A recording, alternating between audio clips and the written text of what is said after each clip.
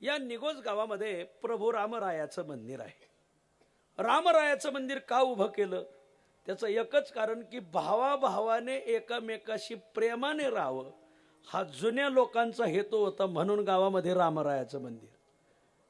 मग आता त्या रामाचा कोणी आदर्श घेतला का नाही?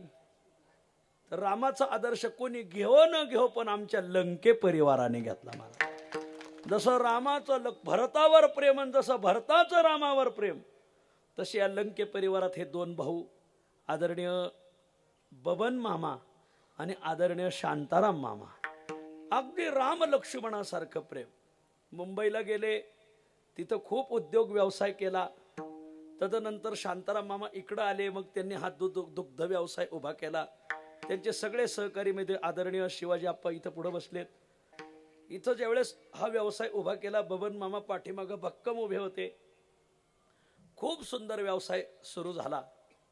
व्यवसाय सुरू झाल्यानंतर आज कन्हैया डेअरी हे नाव नुसतं तालुक्यात नाही, जिल्ह्यात नाही, राज्यात नाही, देशात गाजत आहे। महाराज वा, भाऊ भाऊ एकत्र आल्यावर आणि एकमेक भाऊ एकामेकाच्या पाठीमागे उभं राहिल्यावर काय क्रांती होते, संपूर्ण महाराष्ट्राला नव्हे देशाला दाखवून दिली या लंके परिवाराने। महाराज मग मध्यंतरी ज्यावेळेस मी दोन्ही वेळेस आलो त्यावेळेस मला खूप कुतूहल वाटलं। मी सोमनाथ महाराजांना म्हटलं, डेअरीवर सप्ताह कशाला?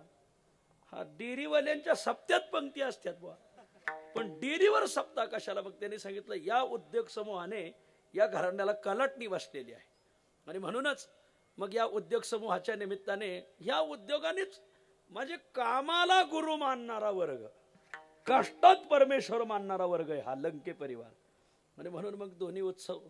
शांताराम मामाचं मला एक म्हटणं, मी बोललो शांताराम मामाला त्यावेळेस, तर वैकुंठवासी शांताराम मामाले, माऊली या रूपाने आमचं सगळं गाव एकत्र येतं, पै पाहुणे एकत्र येतात, पंचकृषी एकत्र येते, आणि विशेष म्हणजे आमच्या लंके परिवाराला यांना अन्नदान करायची संधी भेटते, ही आमचं भाग्य आहे।